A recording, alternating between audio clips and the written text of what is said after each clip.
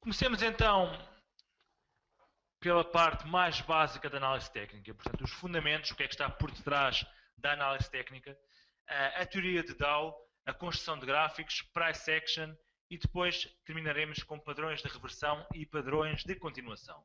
Os indicadores técnicos não serão dados neste seminário, será depois tema para um seminário um pouco mais avançado. Aliás, se repararem, eu dividi esta apresentação em duas. Este será o seminário de nível 1, nível mais básico, para quem está a iniciar, e faremos depois um nível 2, um nível um pouco mais avançado, em futuros seminários. Portanto, começamos então pelos fundamentos da análise técnica. Portanto, a análise técnica basicamente é o estudo do comportamento do mercado através do uso de gráficos. Portanto, a ideia é tentar prever tendências no preço com base no histórico de cotações. Portanto, tudo o que um analista técnico precisa é conhecer o preço e também ter um gráfico de volume.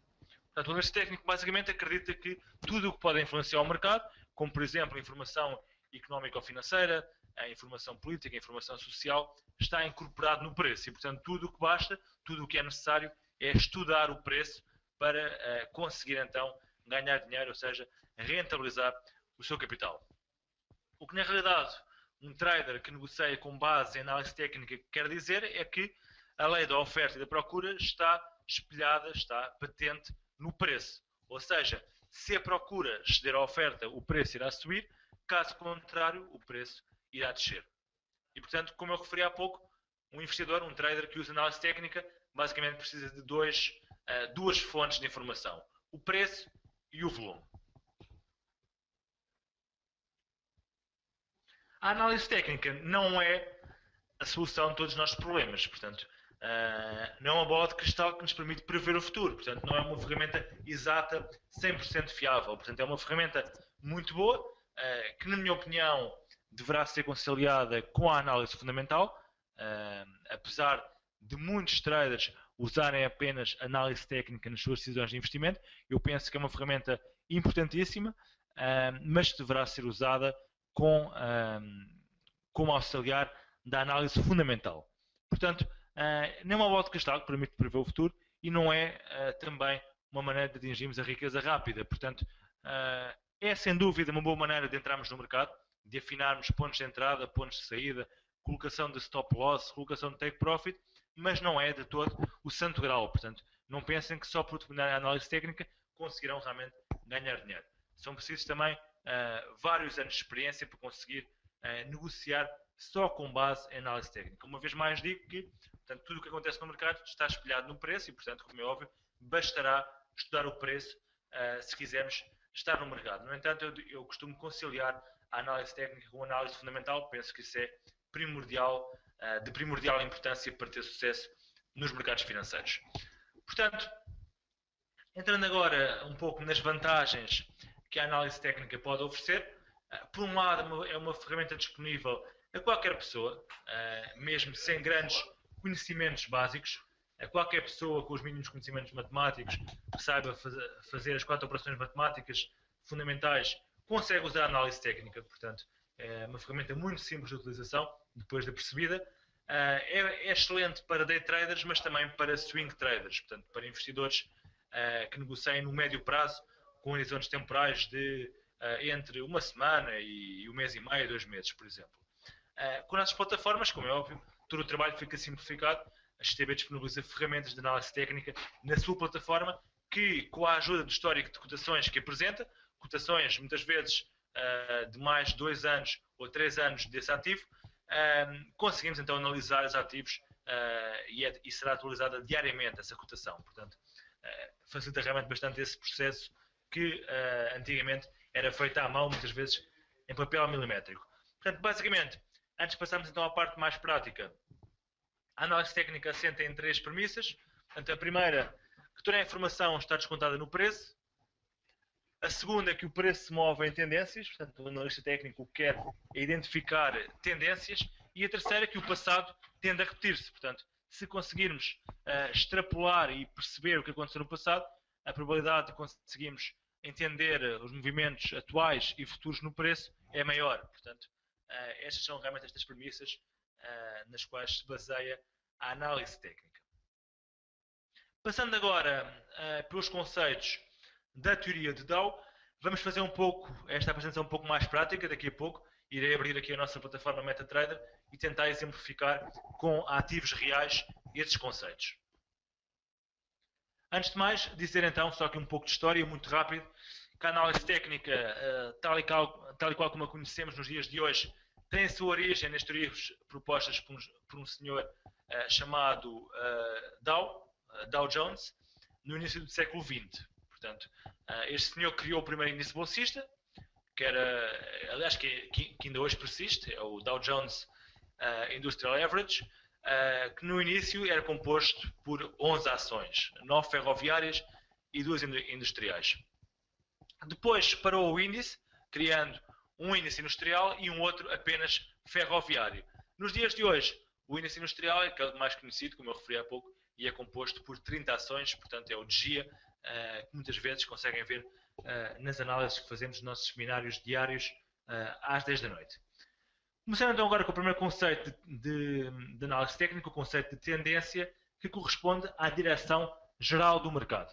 Atenção aqui, porque esta tendência poderá depender do time frame em que estamos a analisar. Por exemplo, vou abrir aqui o meu perfil.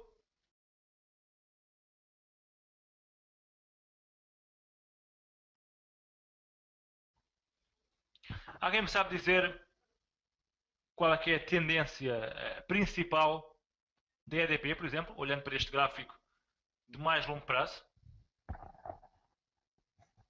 Poderão escrever na janela de chat se quiserem.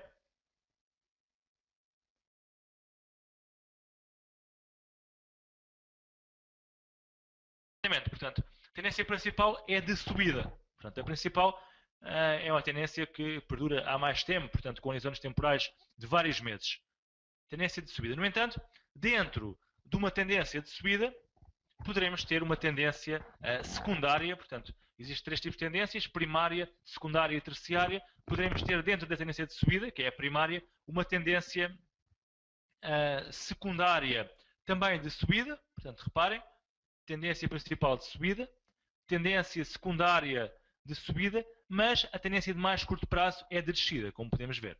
Portanto, dentro de uma tendência de subida, é possível ter tendências de menor grau de sentido oposto. Portanto, neste caso, a EDP, temos uma tendência de descida no curto prazo, se bem que a tendência primária é ainda de subida. Portanto, neste caso, temos uma tendência altista, em que os máximos e os mínimos são sucessivamente mais altos, e a EDP é um excelente exemplo desta tendência. Portanto, reparem, cada vez que faz, começamos por aqui, um novo máximo, portanto, tem aqui um mínimo, depois tem um novo máximo, o novo mínimo que é feito é superior ao mínimo anterior, o novo máximo que é feito é superior ao máximo anterior, e assim sucessivamente. Portanto, máximos e mínimos sucessivamente maiores, sinal bullish desta ação que todos conhecemos, que é a EDP. Portanto, para já o bull market mantém-se em vigor. O que é que poderia ser um sinal alarmante e preocupante no caso da EDP? Seria se quebrasse aqui estes mínimos, neste caso é a zona de suporte, que já iremos ver mais à frente também o conceito de suporte. Depois temos tendência baixista. Poderemos ver aqui um outro exemplo, por exemplo, também conhecido da nossa praça. Por exemplo, vejamos aqui o BES.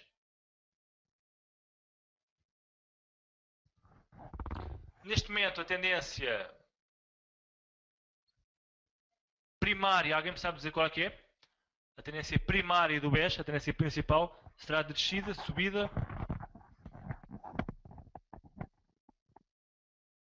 Exatamente, portanto, basta olhar para este gráfico. Gráfico de longo prazo. Apesar de toda esta subida que o BES viveu desde 2013, peço desculpa, a tendência primária é de queda. Portanto, isto não foi mais do que uma recuperação altista da tendência principal, que é a de queda. Portanto, neste momento, o que poderíamos dizer é que temos uma tendência primária de descida, a tendência secundária era de subida, mas agora voltou a ser de descida. Portanto, neste momento temos tendência primária de descida, tendência secundária de descida e também tendência terciária de descida. Reparem, temos aqui vários dias de descida devido à situação que todos conhecemos no BES, com a instabilidade em torno da liderança do Banco Espírito Santo. Perguntam-me aqui em relação se isto é aplicável em todos os ativos. Exatamente, portanto, estes conceitos são aplicáveis a qualquer ativo. E temos ainda uma tendência lateral. Portanto, poderemos ver, por exemplo, deixem-me aqui ver, um ativo que esteja lateral.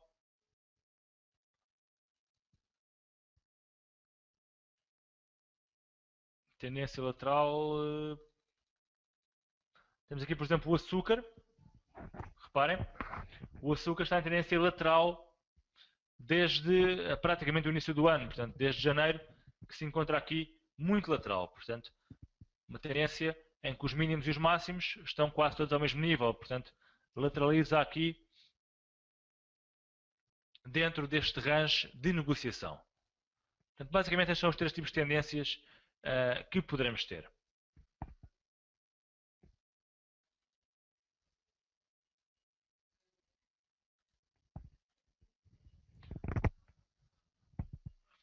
Tenho aqui uma pergunta em relação a como é que identificamos a tendência terciária ou a tendência de curto prazo. Bem, a resposta está aqui. Portanto, a duração da tendência primária deverá ser superior a um ano. A tendência secundária entre 3 semanas a um ano e a de curto prazo inferior a 3 semanas. Portanto, no caso do BES, temos tendência primária descendente, tendência secundária descendente e tendência de curto prazo também descendente.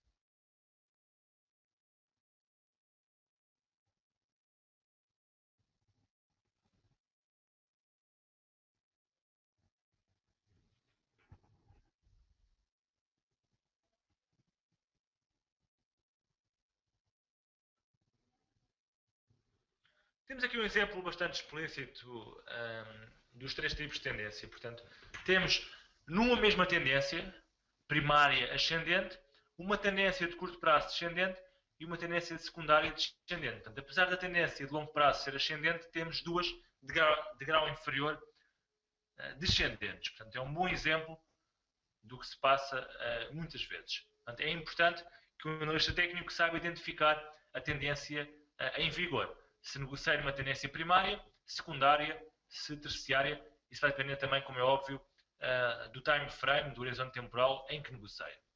Portanto, basicamente, uma tendência tem também...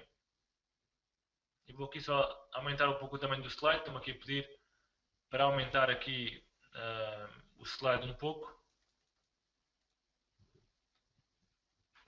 Eu só o fiz assim realmente para facilitar alternar entre o slide e a MetaTrader. Portanto, este senhor Dow Jones também identificou três fases de uma tendência. Portanto, a fase de acumulação, em que os investidores mais astutos começam a comprar. Sinceramente, é a fase mais difícil de ser detectada, mas também a fase mais proveitosa para quem entra nesta fase. Depois a fase de participação do público, aqui é onde a maioria dos analistas técnicos entra, portanto em que toda a gente entra, e portanto nós também queremos entrar, e na qual se acabam por formar as grandes tendências de negociação. E por último, a fase de distribuição, que é já a última fase, quando começam a sair notícias nos jornais sobre a atual situação económica, sobre os dados macro que saem melhores do que nunca, sobre as valorizações impressionantes das ações de um dado mercado. É nesta fase que devemos começar a ter atenção e começar a pensar em tomar mais valias e sair do nosso trade. Portanto, podemos dar até aqui um exemplo. Antes de avançarmos, vejamos aqui um exemplo. Por exemplo, o ouro. Penso que espelha bastante bem o que aqui dissemos.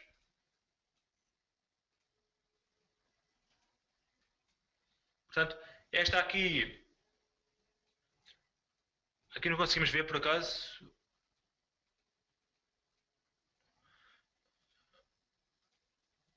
Tentar aqui arrastar de novo o gráfico.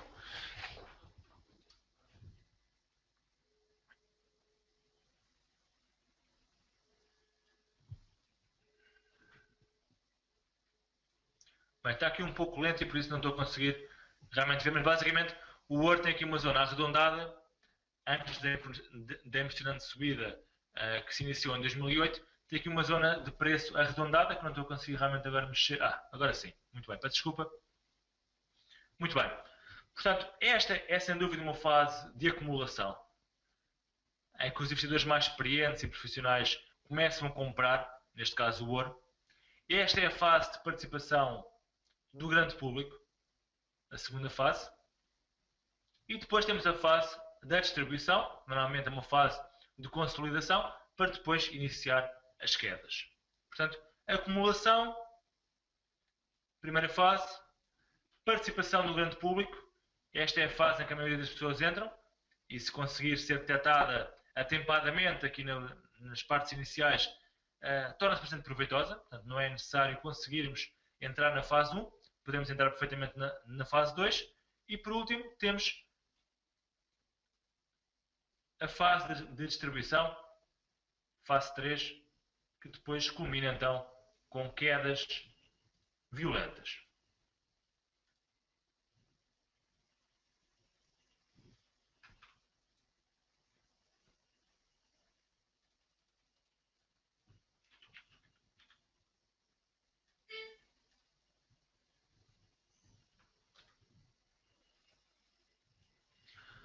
Portanto, está aqui um gráfico, um diagrama que ilustra bastante bem o que é que acontece quando, num ciclo de tendência, portanto, num ciclo completo, em que começa tudo com algum otimismo, entusiasmo, emoção forte e acaba depois na euforia das grandes subidas, que depois dá origem à fase da negação, ao medo e ao pânico. Portanto, é um ciclo que se repete infinitamente. É sempre assim, portanto, o que nós queremos é entrar na parte da depressão, em que os investidores estão derrotados, estão com perdas, estão pessimistas, estão deprimidos. Queremos entrar aqui e sair quando começa a haver alguma euforia. Portanto, idealmente seria entrar na fase da derrota e depressão, portanto, fazer um pouco a atitude contrária da maioria dos investidores, entrar na fase em que a maior parte das pessoas está a perder dinheiro, está com perdas muito avultadas, está deprimida, está triste, sente-se derrotada, em que dizem que vão deixar as ações para os netos, isto era a pensar no longo prazo, não vou vender agora, ou então desculpas como só perco se vender, portanto, se eu não vender não perco. Desse tipo de desculpas coincide com a fase da derrota, depressão, e portanto é nessa altura que quem for mais astuto deverá pensar, começar a comprar e depois, claro, deverá usar a análise técnica para o fazer nos melhores pontos. E devemos sair em zonas de euforia e realmente emoção forte, em que toda a gente compra ações porque estão a subir muito ou porque algum amigo lhes disse que ganhou 30% ou 40% em poucos meses.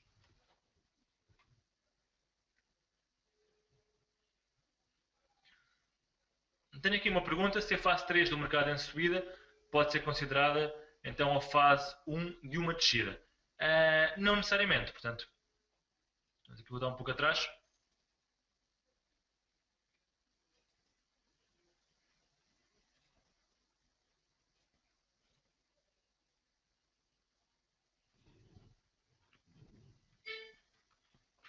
Portanto, estamos aqui a ver.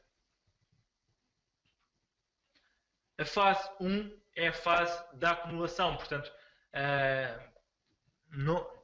portanto a fase da acumulação é uma fase que surge, como é óbvio, depois de uma descida prolongada. Na fase da distribuição, uma fase normalmente que pode ser feita em subida ou em tendência lateral, e em que quem é os profissionais e investidores mais astutos começam a vender as posições, a distribuir, e essa venda, essa pressão vendedora é suportada pela pressão compradora dos investidores do grande público, que ainda está animado e que continua a comprar ações. E depois então segue-se uma fase de queda que vai terminar numa fase de acumulação em que novamente os investidores começam a comprar ações. Portanto, aqui é um pouco diferente. Em relação à parte da construção de gráficos, temos vários tipos de gráficos. Portanto, temos gráficos de barras, gráficos de velas japonesas. Ainda ontem, por exemplo, a minha colega Carla Santos deu um seminário sobre velas japonesas. Há o gráfico de linhas ainda, portanto, há gráfico para todos os gostos, basicamente. Eu costumo usar o gráfico de velas japonesas, por, na minha opinião, ser aquele que nos dá mais informação, que nos fornece mais informação, e vamos ver porquê. Pegando aqui no exemplo simples, pode ser aqui no Word, reparem que se virmos este gráfico em velas japonesas, dá-nos muito mais informação visual do que se virmos o mesmo gráfico em barras, por exemplo. Reparem, a informação visual que um gráfico de barras nos transmite é muito menor do que um gráfico de velas japonesas. Portanto, a informação que nos dá é a mesma. Portanto, dá-nos o máximo do dia, o mínimo, o preço de abertura e o preço de fecho.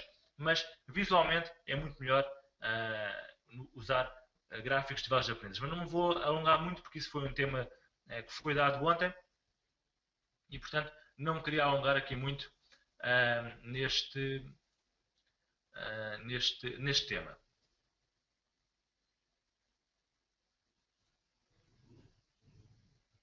Depois temos também diferentes tipos de escalas, escala aritmética e escala logarítmica. As escalas aritméticas são úteis quando o preço varia pouco, ou seja, quando a ação varia em range e para trading de mais curto prazo, e quando refiro curto prazo, refiro-me a horizontes temporais inferiores a um ano. Isto para a escala aritmética. E a escala logarítmica é mais útil em análises de longo prazo, portanto, em que tentamos ver tendências de vários anos, já que coloca em perspectiva as subidas e quebras acentuadas no preço. Ou seja, as linhas de tendência, que são linhas que unem mínimos ou máximos maiores ou menores, tendem a ser mais confiáveis numa escala logarítmica. Portanto, quando comparamos, por exemplo, movimentos de preço de diferentes ativos, faz mais sentido se o fizermos com base em variações percentuais, portanto, na escala logarítmica, em que a distância entre 10 euros e 20 euros, num gráfico logarítmico, é a mesma que a distância entre os 20 euros e os 40 euros. Portanto, é essa a importância realmente de uma escala logarítmica. Depois temos ainda aqui os gráficos semanais e os gráficos mensais.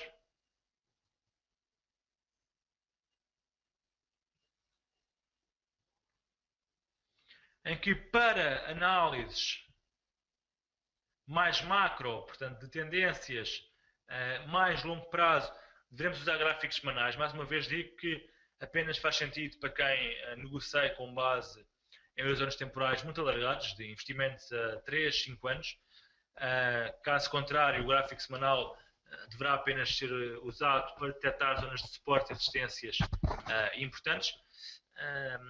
E depois temos também o gráfico mensal, que este então é muito pouco usado. Portanto, eu raramente uso o gráfico mensal, já usei para uma ou outra análise de mais longo prazo, mas normalmente uso o gráfico diário, o gráfico semanal raramente também, e o gráfico depois de 1 hora ou 4 horas para confirmar sinais de entrada no mercado.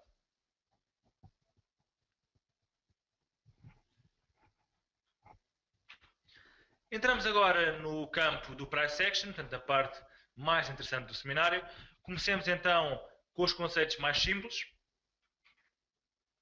O conceito de suporte, em que o suporte é um nível de preço inferior ao preço a que o ativo está a cotar, onde a pressão compradora é bastante forte, o suficiente para ultrapassar a pressão vendedora. Portanto, vejamos aqui um gráfico da Jerónimo Martins, em que depois da ação ultrapassar a zona dos 10,85, sempre que regressou a este patamar, reagiu em alta, portanto encontrou pressão compradora nesta zona.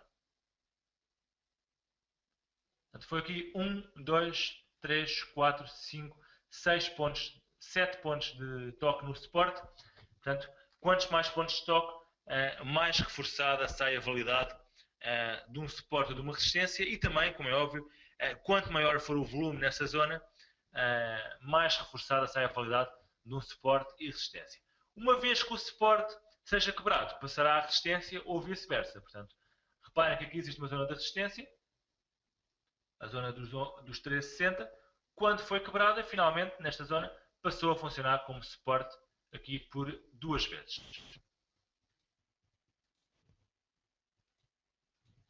Podemos ver agora um exemplo de suportes e resistências. Até poderá ser aqui, se calhar, numa ação, por exemplo, Portugal Telecom, que está aqui em grande tendência de queda. Mais uma vez, tendência primária, tendência secundária, tendência de curto prazo, todas elas de queda. Tem aqui uma pergunta pertinente: quantos toques deveremos ter em atenção para começar a vender? Portanto, um suporte será reforçado quanto maior o número de toques e também quanto maior o volume com que forem feitos esses toques e reação em alta. Portanto, para um suporte ser válido, terá que ter no mínimo 2, eu diria, preferencialmente 3 toques nesse suporte. Portanto, vejamos aqui o gráfico da Portugal Telecom. Gráfico de mais longo prazo.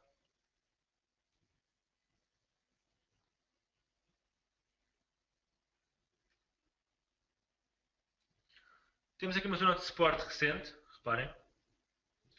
A zona dos 3 euros, em que a ação reagiu por diversas vezes nessa zona. Tivemos aqui um toque, 2 toques, 3 toques, 4 toques, 5 toques, portanto depois finalmente foi quebrada.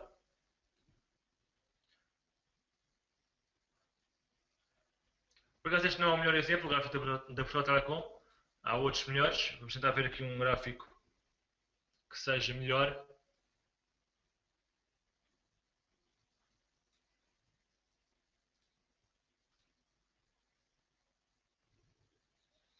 Um gráfico de um índice, por exemplo, do S&P 500. Aqui sinceramente encontraremos bastantes suportes e resistências. Reparem aqui neste, por exemplo. O suporte dos 1070 aproximadamente. Funciona como suporte por diversas vezes. Reparem, uma vez, 2 vezes, 3 vezes, 4 vezes, 5 vezes. Aqui houve um falso breakout, acabou por quebrar aqui um pouco, mas reintegrou o suporte. 6 vezes, 7 vezes, 8 vezes. Portanto, quem tivesse tentado aqui este suporte atempadamente, poderia ter tido aqui excelentes pontos de entrada só com base neste suporte. Ok? E depois temos aqui uma zona de resistência também, reparem. A resistência, portanto, é o conceito inverso, ou seja, é o nível de preço superior ao preço a que o ativo está a cotar e onde a pressão vendedora é forte o suficiente para ultrapassar a pressão compradora. Portanto, mais uma vez, os suportes e resistências poderão trocar de papel. Portanto, quando um suporte é quebrado em baixa, torna-se resistência, e quando uma resistência é quebrada em alta, torna-se suporte. Vendo então aqui o exemplo do S&P 500, vejamos aqui uma zona de resistência muito importante. Esta aqui, a zona dos 1260. Tenho gostado de chamar aqui a atenção para o facto dos suportes e resistências não serem valores fixos, serem uma zona. Portanto, a suporte não é 1262.13, é uma zona. Portanto, é ali entre os 1260 e os 1245, por exemplo. É uma zona de suporte, ok? E não confundir suportes com valores exatos. Tenho aqui uma pergunta. À medida que um suporte vai sendo testado mais vezes, não vai aumentando a probabilidade de ser quebrado? À medida que o suporte vai ser testado, se realmente forem em horizontes temporais curtos, significa que realmente não está a encontrar pressão compradora suficiente para reagir em alta. Portanto, se for em time frames mais curtos, em espaços curtos de tempo, é um mau sinal um suporte ser testado, por exemplo, em um mês, ser testado 4 ou 5 vezes no gráfico diário. Portanto, é um sinal que a ação não está a ter força para subir a partir daquele suporte.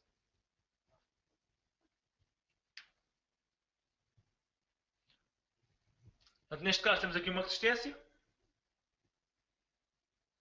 1262, que passou a suporte. Portanto, depois de ser quebrada em alta, passou a funcionar como um suporte. Portanto, é este papel dual entre suportes e entre resistências.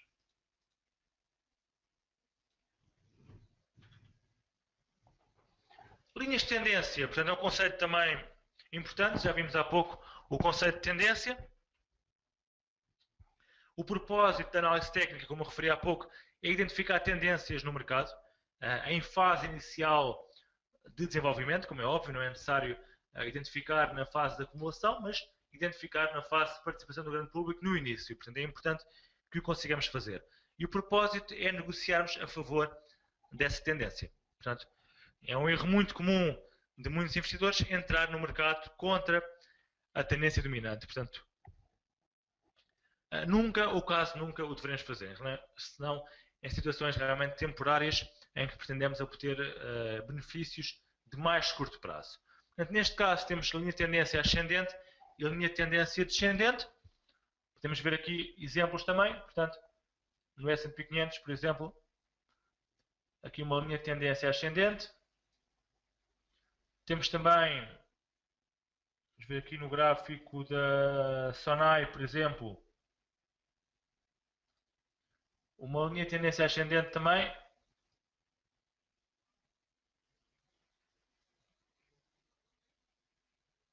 Aqui com 2 pontos de toque, que foi quebrada. Tínhamos aqui uma outra com mais do que 2 pontos de toque, que também foi quebrada. Portanto, quando uma linha de tendência ascendente, neste caso, é quebrada, sinaliza aqui uma inversão de tendência no ativo. Portanto, pode ser aqui uma boa oportunidade de trading para, neste caso, para shortar ou para sair de uma posição longa, quando identificamos uma linha de tendência ascendente que é quebrada em baixa. Por exemplo, temos também aqui outros ativos interessantes com linhas de tendência. Por exemplo, vejamos aqui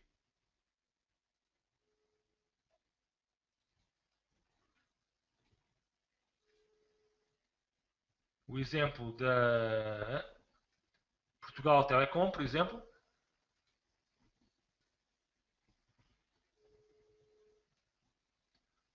Linha de tendência também descendente. Poderemos também traçar canais com base em duas linhas de tendência. É um conceito que já iremos ver. A Joana Martins também é uma ação que todo este bull market foi guiado por uma linha de tendência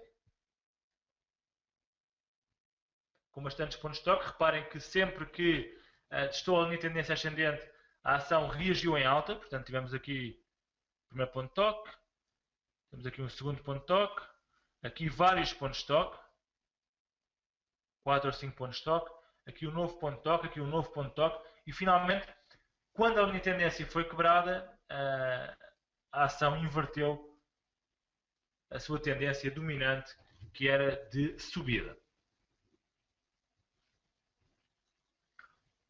Portanto, quem estava dentro da Johnny Martins poderia ter saído de posições longas, posições de compra, quando a Johnny Martins quebrou esta linha de tendência ascendente em baixa.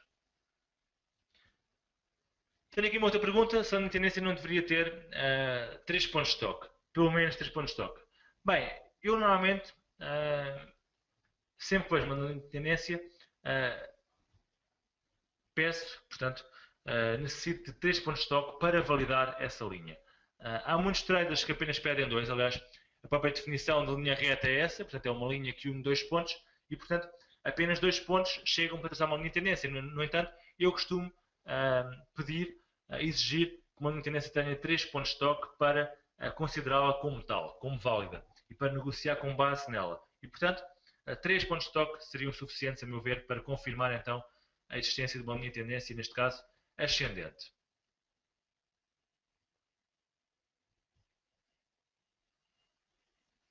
Tenho aqui uma pergunta em relação ao facto de quando a cotação cruza a média móvel, se não poderá ser um sinal de mudança de tendência. Exatamente, portanto, já iremos ver se são estratégias com base em indicadores, que temos aqui mais à frente.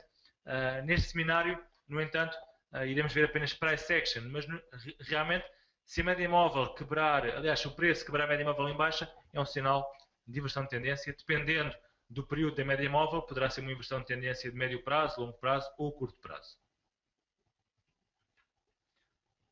Portanto, aqui temos o exemplo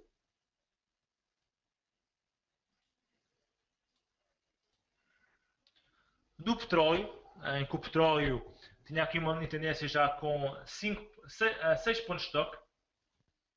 Temos aqui o primeiro, tivemos aqui o segundo, tivemos aqui o terceiro, tivemos aqui o quarto, tivemos aqui o quinto e tivemos aqui o sexto. Portanto, uma linha de tendência em vigor. Quem tivesse realmente detectado esta linha de tendência poderia ter entrado ao terceiro ou ao quarto ponto de toque ou ao quinto. E, portanto, identificar linhas de tendência enquanto não forem quebradas é uma excelente maneira de entrar no mercado sempre que há um toque nessa mesma linha de tendência. A quebra de uma linha sinaliza uma inversão na tendência. Portanto, aqui é o gráfico do petróleo, neste caso do Brent. E se por acaso esta linha for quebrada em baixa, sinaliza uma inversão de tendência. Aqui temos o caso do S&P 500, portanto, 3 pontos de toque, a linha de tendência em vigor, ao quarto ponto de toque é quebrada em baixo e então a sinalizar aqui uma inversão de tendência de médio prazo neste caso. Os canais.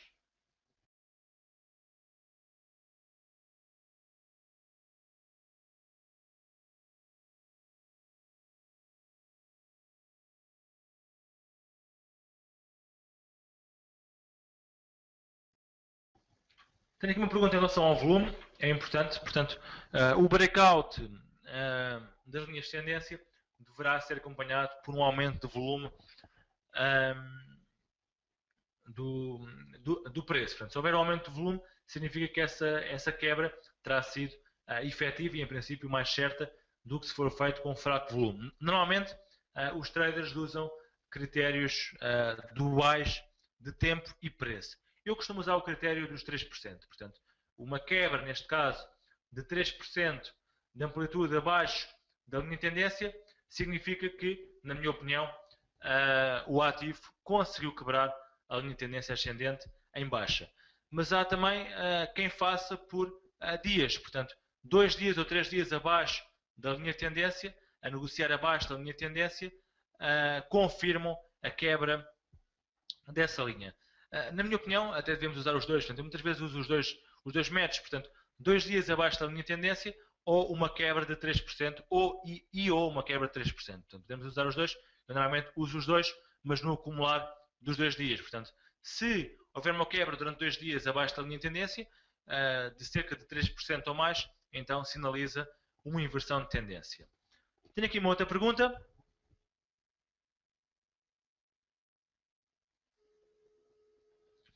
Quando uma linha de tendência é quebrada, significa que essa linha de tendência significa que essa tendência foi definitivamente quebrada, ou é possível que a tendência ainda se mantenha, mas com outra linha de tendência? Exatamente, portanto, há pouco vimos, a tendência principal poderá ser de subida e a tendência secundária ser de descida. Portanto, a de secundária é de descida porque, por exemplo, quebrou uma linha de tendência de mais curto prazo, uma linha de tendência formada, por exemplo, durante 2 meses, mas a primária ser ainda de subida e ter até uma outra linha de tendência com uma amplitude menos elevada. Portanto, quanto mais elevada for a amplitude da linha de tendência, maior a probabilidade de ser quebrada, como é óbvio. Em relação a volume, se há mínimos de volume, bem, aqui vai depender do ativo que estamos a ver. Portanto, aqui basta olhar então para o volume médio. Portanto, imaginemos que tem um ativo, por exemplo, o BCP, olhamos para o volume médio das últimas sessões e se naquele dia, naquela sessão em que houve uma quebra de uma linha de tendência, que houve a quebra de um suporte, que houve a quebra de uma resistência, se essa quebra tiver sido feita com um volume superior à média dos últimos dias, e basta uma comparação visual para aferir se realmente ultrapassou ou não a média dos últimos dias, então aí poder-se-á dizer que essa quebra foi feita com volume suficiente para confirmar esse sinal como válido.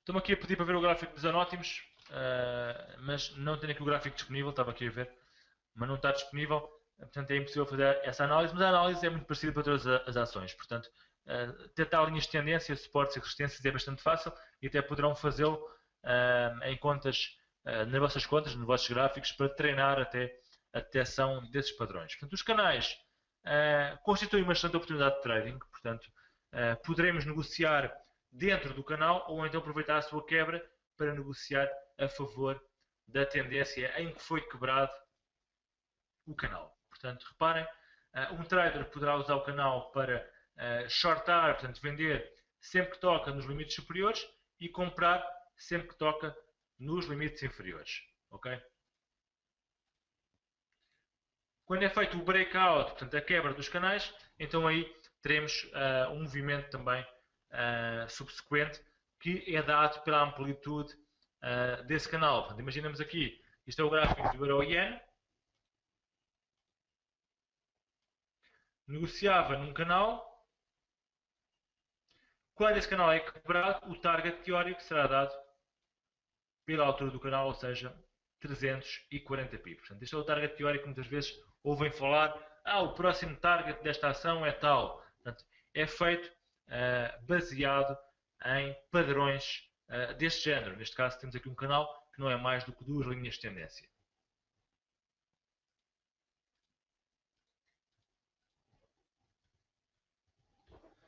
Depois temos os dias de reversão, que eu não vou aqui abordar muito, uma vez que poderão fazer aqui um pouco parte também das velas japonesas, que já foram vistas ontem.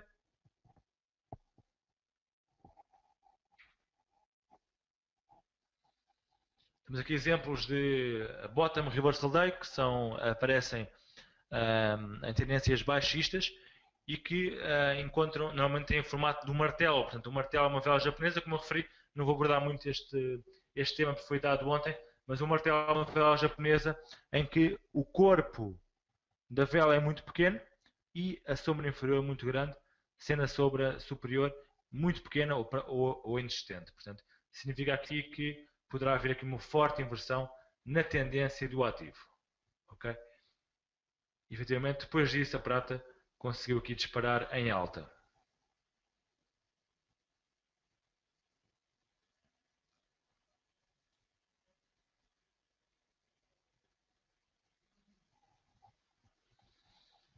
Em relação ao volume, continuo a ter aqui algumas perguntas. Há pouco referi que deveremos confirmar estes sinais fortes no mercado com aumento de volume. Reparem aqui, este sinal, que é um sinal forte, é um sinal de inversão, conhecido como Bottom Reversal Day, é acompanhado por um aumento de volume muito superior à média. Portanto, a média do volume andava aqui nesta zona, reparem, nestes dias, nunca ultrapassando aqui esta zona, e neste dia disparou, portanto, saiu acima da média, está a acompanhar acontecido, aliás, também aqui no mês de Abril. Portanto, em setembro, houve aqui um forte incremento de volume.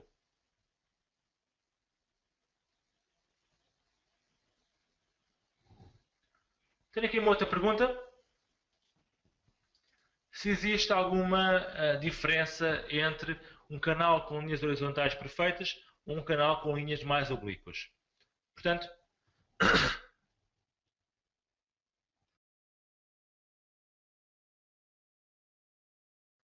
em relação ao volume na Xstation, não está ainda disponível, portanto, apenas na MetaTrader. Portanto, quem quiser ver o volume terá que usar a plataforma MetaTrader por enquanto. Num futuro próximo também terá disponível na Xstation. Em relação aos canais, portanto, se o canal for horizontal, em princípio será um mercado com tendência, aliás, sem tendência, com tendência lateral. Normalmente, mercados com tendência costumam negociar em canais ascendentes ou descendentes. Okay? Muitas vezes até fazem parte de padrões com umas bandeiras que já iremos ver mais à frente. Depois, importante também é falar aqui nos gaps. Há vários tipos de gaps. Basicamente, os gaps são áreas vazias num gráfico onde não ocorreu negociação. São mais comuns em ativos menos líquidos. Ou então, quando saem, por exemplo, notícias importantes que surpreendem o mercado. Imaginamos aqui, Johnny Martins, temos aqui um gap em baixa, temos aqui um outro gap, temos aqui um gap também em relação ao preço de abertura e preço de fecho, temos aqui um outro gap, temos aqui um outro gap, por acaso, são zonas onde não há, Johnny Martins é um bom exemplo disto, zonas onde não ocorre qualquer negociação. e resultam ou da divulgação de dados depois do fecho do mercado, no dia seguinte a ação abre mais abaixo ou mais acima que a cotação anterior, ou notícias durante o dia que fizeram com que ocorresse uma forte pressão compradora ou vendedora. Portanto, os gaps em alta acabam por ser sinais de força por parte do mercado e os gaps em baixa sinais de fraqueza. Portanto, os gaps são mais comuns em gráficos diários, no entanto podem ocorrer também em gráficos semanais ou mensais, como é óbvio. Existem três tipos de gaps: breakaway gap, runaway gap e o gap de exaustão. Portanto, o breakaway gap é um gap que ocorre habitualmente quando termina a formação de um padrão gráfico, por exemplo, de um triângulo, de um canal, quando é quebrado um canal, quando é quebrada uma linha de tendência, como vimos há pouco, e sinaliza o início de um movimento forte de mercado. Os breakaway gaps normalmente costumam ocorrer com bastante volume e não são fechados. Portanto, normalmente existe aquela premissa de que os gaps têm que ser fechados. Não necessariamente. Portanto, um breakaway gap, se for com forte volume e não for fechado, é um sinal de força ou de fraqueza do mercado na direção em que o gap ocorre. Depois temos o runaway gap, que é um gap que acontece a meio da tendência, e um gap de exaustão, que é um gap que sinaliza, aparece no final de movimentos e sinaliza o atingir de todos os objetivos de preço. Portanto, numa tendência ascendente, o fecho do gap, neste caso, tem implicações baixistas. Olhando para o Johnny Martins, temos aqui uma ilha de reversão, que é um padrão também de análise técnica. Temos aqui um gap de exaustão, reparem. E aqui um breakaway gap. Portanto, este aqui é um excelente sinal, excelente exemplo, aliás, de gaps.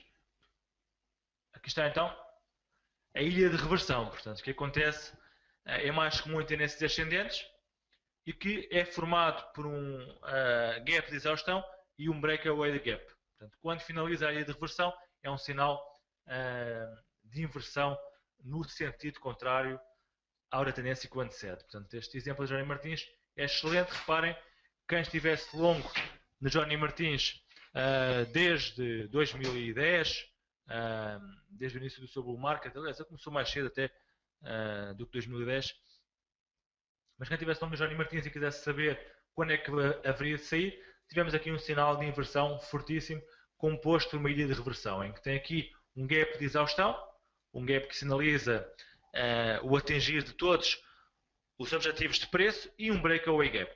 De forma então uma ilha de reversão, que é aqui uma zona que fica isolada e que é um sinal de inversão de tendência. E, aliás, depois disso assistiu-se a fortes correções no Johnny Martins, que ainda perduram, aliás, com a quebra da linha de tendência ascendente, como vimos há pouco, e portanto um sinal que foi aqui antecipado pelo aparecimento desta ilha de reversão.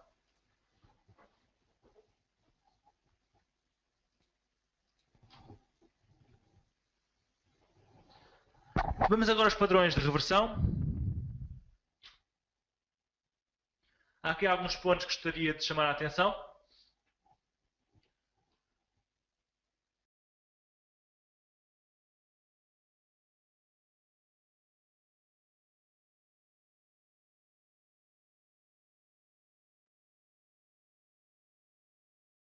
O primeiro deles é óbvio, portanto, como é óbvio, é obrigatório que haja uma existência, exista uma tendência anterior para haver um padrão de inversão, para se formar um padrão de inversão.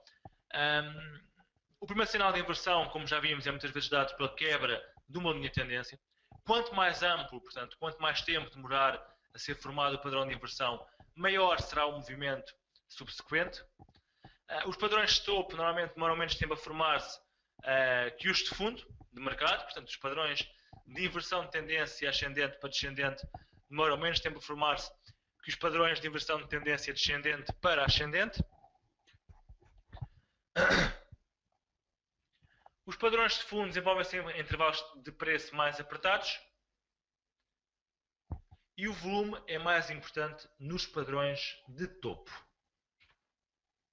O primeiro deles é o cabeça e ombros. Vamos dar primeiro aqui um exemplo antes de abordarmos aqui a parte teórica para perceberem. Poderemos ver, por exemplo, aqui na Sonai, penso eu, há aqui um cabeça e ombros.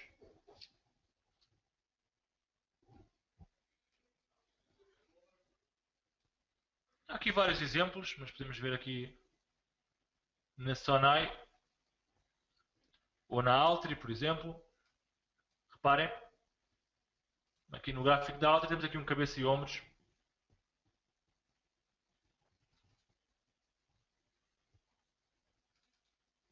Em que temos aqui o ombro esquerdo. Chama-se cabeça e ombros porque faz efetivamente lembrar aqui uma cabeça e dois ombros, portanto a cabeça e o ombro direito. Quando este padrão é ativado,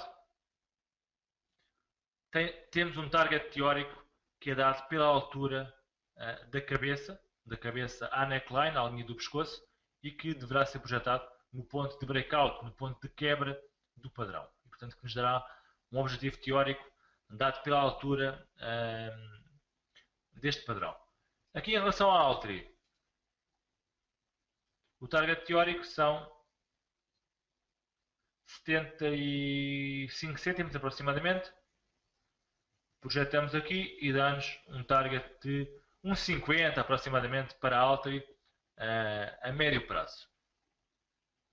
Neste momento está a fazer aqui um movimento típico, portanto, quebrou o padrão, portanto, temos aqui padrão então, de cabeça e ombros, quebrou o padrão com forte queda e depois faz agora um retest à zona da neckline. É provável que possa até passar um pouco a neckline em alta e estar aqui em média móvel de 50 dias ou mesmo de 200, para depois então voltar a cair.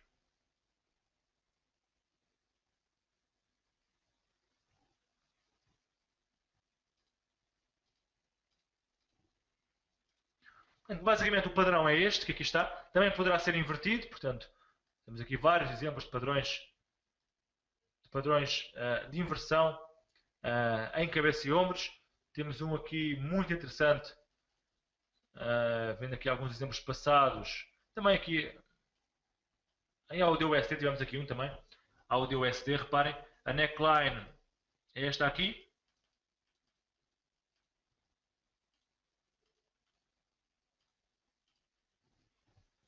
Em que temos aqui o ombro esquerdo, neste caso é invertido, ok? A cabeça e o ombro direito. Quando finalmente é invertido, projetamos este target teórico em alta.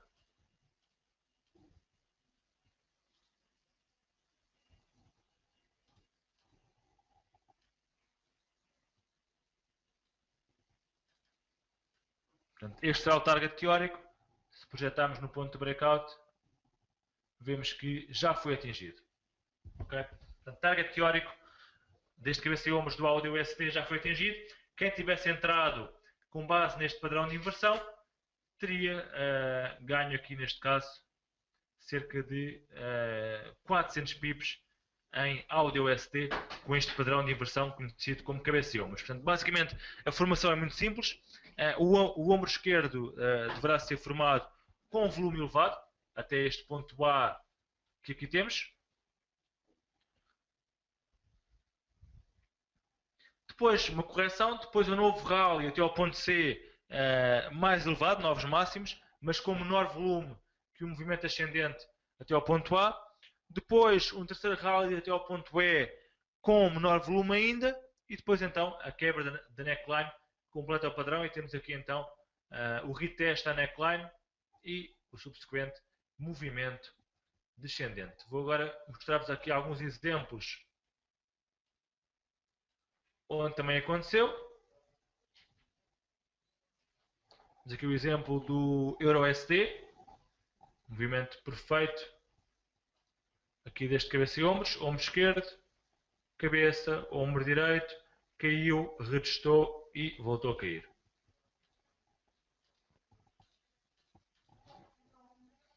Exemplo do gás natural, no verão de 2012. Eu recordo que o gás natural, depois disto, subiu muito. Vamos ver aqui o gráfico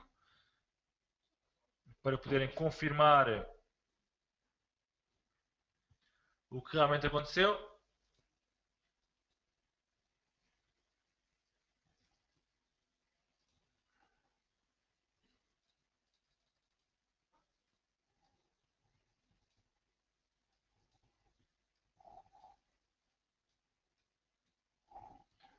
Este cabeça e ombros que estamos ali a ver na apresentação foi este que aqui está.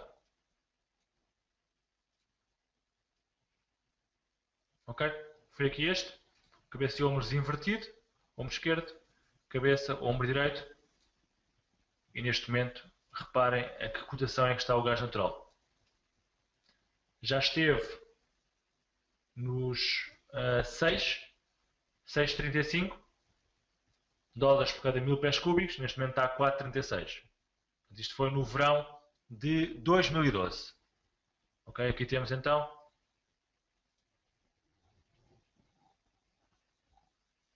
com o target teórico aqui a amarelo a ser mais que atingido. Depois temos ainda os padrões de duplo topo e duplo fundo, ou então triplo fundo e triplo topo, que são menos comuns. Que basicamente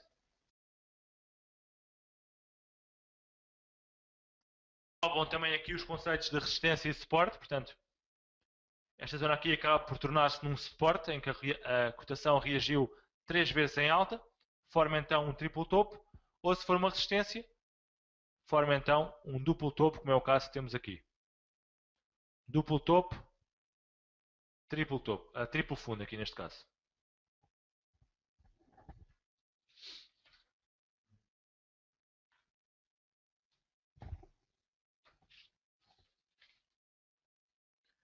Aqui os exemplos são muitos, portanto poderemos ver vários exemplos. Olha, aqui está mais uma ilha de reversão há bocado. Estamos a falar da ilha de reversão, uma ilha de reversão aqui no IBEX, com 2 gaps, e a levar então o índice a cair bastante.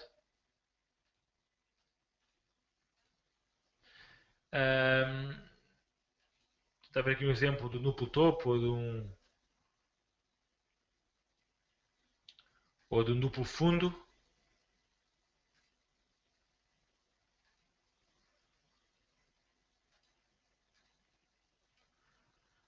Estou aqui a tentar ver aqui um exemplo.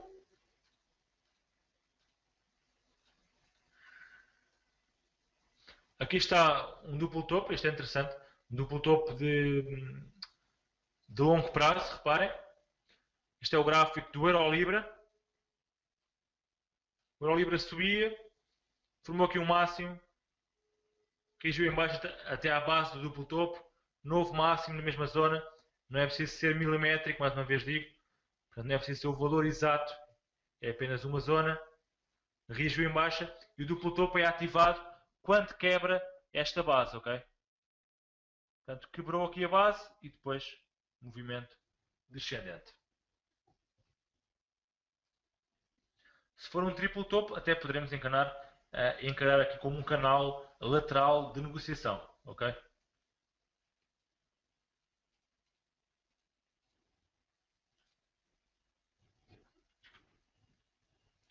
Aqui temos um exemplo para o EURUSD. Mais uma vez, o target é dado pela altura do padrão, neste caso 152 pips, que é projetado no ponto em que o padrão é ativado. E aqui temos um duplo fundo no EuroCAD também com a mesma técnica. Para terminar, temos agora os padrões de continuação.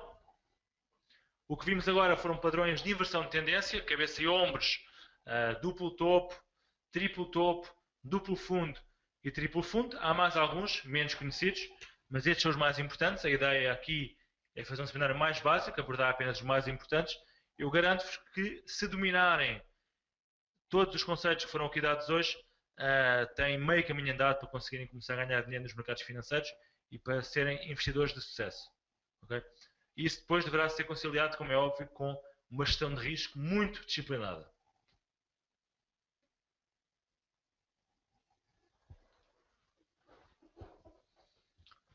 Tenho aqui uma pergunta, se é necessário enviar depois com mais calma, enviar a apresentação por PDF. Certamente iremos enviar depois a apresentação por PDF aos participantes. Continuando, por último, padrões de continuação de tendência.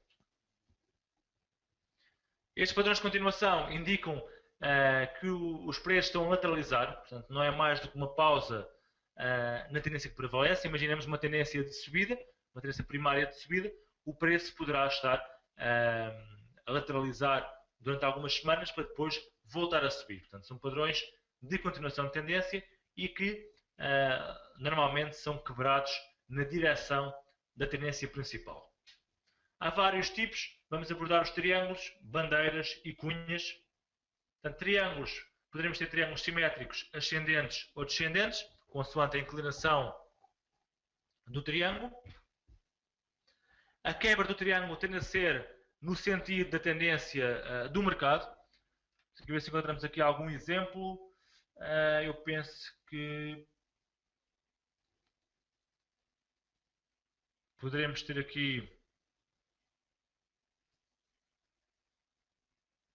Aqui temos um canal no áudio ST. Deve se encontrava aqui um triângulo.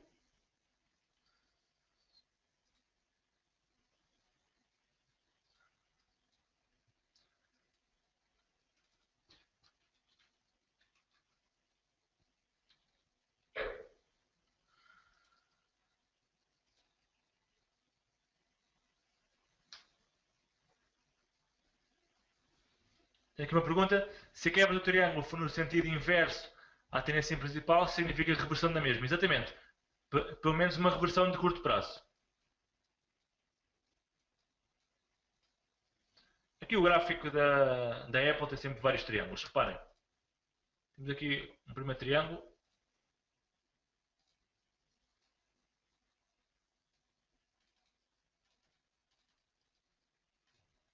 Eu fui buscar a Apple porque é sempre uma ação que forma muitos triângulos. Portanto, temos aqui um triângulo. Neste caso, alguém me sabe dizer que tipo de triângulo é que é este? Olhando para o slide anterior.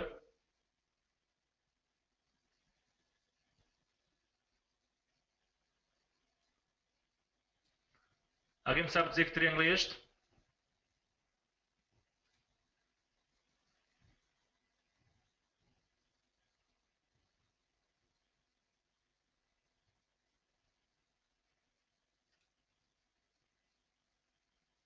Neste caso é um triângulo descendente. Eu tive aqui várias respostas dispares, mas é um triângulo descendente. Reparem, a base do triângulo é flat e a linha superior é descendente. Não significa que seja um triângulo numa tendência descendente. Atenção, hein?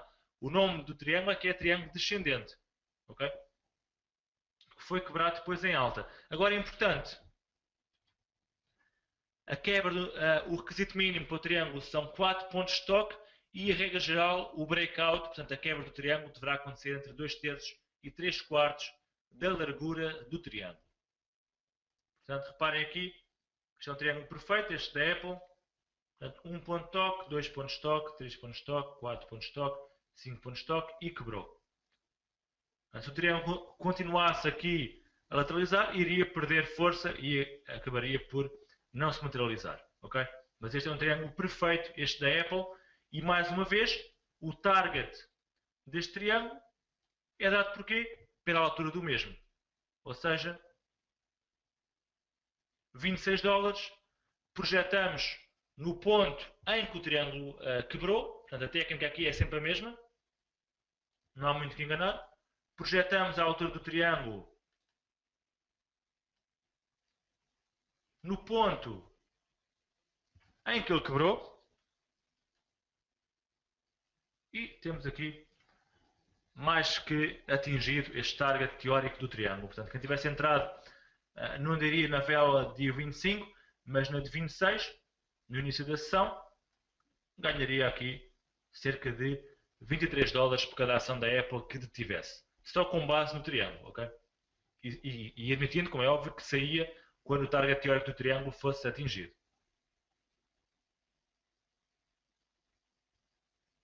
Exatamente, portanto, isto é um padrão one-to-one neste caso.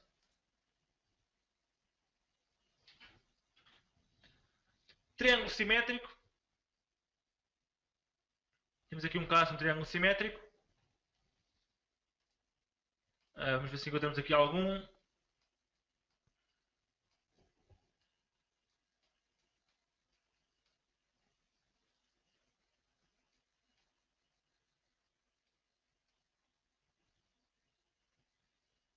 Talvez se encontrava aqui algum triângulo simétrico. É um pouco menos comum.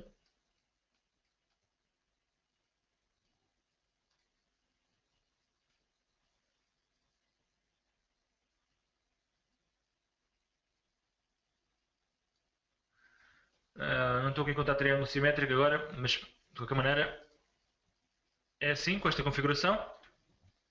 E depois um triângulo ascendente em que o limite superior é flat. Aqui temos vários exemplos de triângulos simétricos, com o respectivo target, aqui em Audio ST.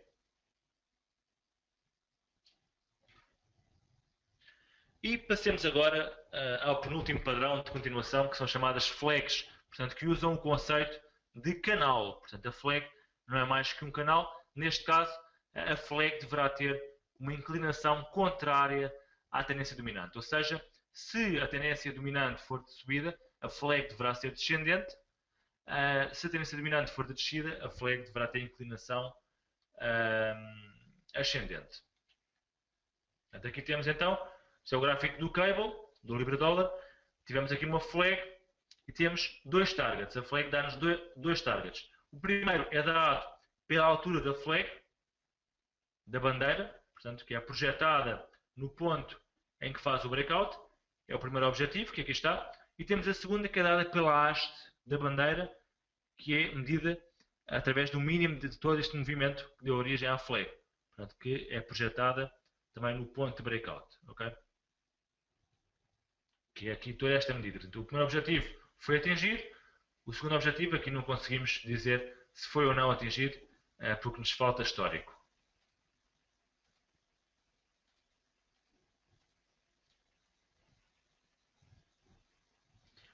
E por último, temos as cunhas, que é um padrão muito parecido com os triângulos simétricos, mas que tem inclinação. Portanto, demora normalmente entre 1 a 3 meses a ser formado e, tal como as flags, tem uma inclinação contrária à tendência dominante. Portanto, inclinação descendente é uma flag bullish, inclinação ascendente é uma flag bearish. Portanto, aqui temos o gráfico do Euro CHF, a tendência é claramente descendente e aparece-nos uma flag bullish, aliás, uma flag ascendente que é bearish. Portanto, a tendência é contrária à tendência principal, que é descida. Portanto, como podem ver, a flag cunha é ascendente, mas a quebra é feita no sentido da tendência dominante, que é de queda. E o target, mais uma vez, é dado pela altura da flag, neste caso 180 pips.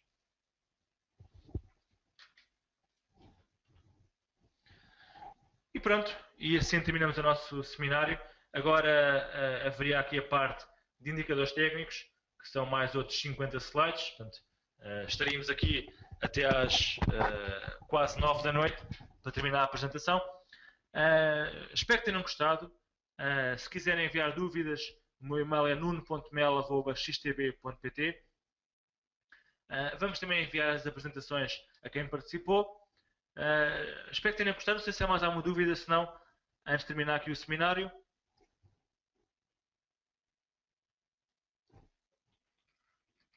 Para quando a segunda parte? Bem, a segunda parte ficará para uma próxima ocasião. Normalmente fazemos este tipo de seminários com dois níveis, nível 1 e nível 2. Desta vez foi apenas o nível 1, mas num próximo seminário, em princípio agora será apenas depois do verão, lá para setembro, daremos também o nível 2 e a continuação do nível 1, que hoje não acabou. Portanto, hoje temos apenas a parte de price action, de padrões de continuação e de inversão. Falta ainda a parte de indicadores técnicos. Perguntam-me para ver aqui o gráfico dos correios. Eu não consigo ver nesta plataforma, uma vez que é uma versão de demonstração. Terá que ser numa versão real. Eu penso que nesta aqui não consigo ver. Posso tentar. Não, por acaso consigo.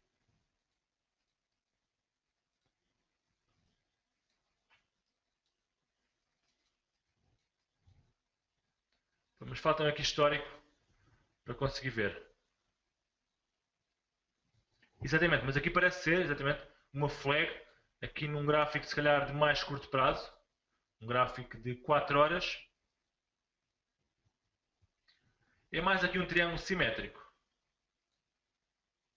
Portanto, parece-me ser aqui mais um triângulo simétrico que uma flag, repare. Portanto, temos aqui já os pontos de toque necessários, 1, 2, 3, 4. Quebrou ao quarto. É mais um triângulo simétrico, Fernando. Portanto, neste caso, tentamos aqui um triângulo simétrico. A flag teria que ser assim deste género. Portanto, os correios terem feito um movimento ascendente nesta zona para testar aquele limite, vir aqui de novo, ir lá acima e depois então quebrar e teríamos aqui a haste da bandeira, que não foi o caso. Okay? Bem, portanto, é um triângulo simétrico com implicações baixistas, com o target dado pela altura do triângulo. Bem, obrigado pela vossa participação. Mais logo então será o seminário com o Oliver Velas, o último, em que irá dar um seminário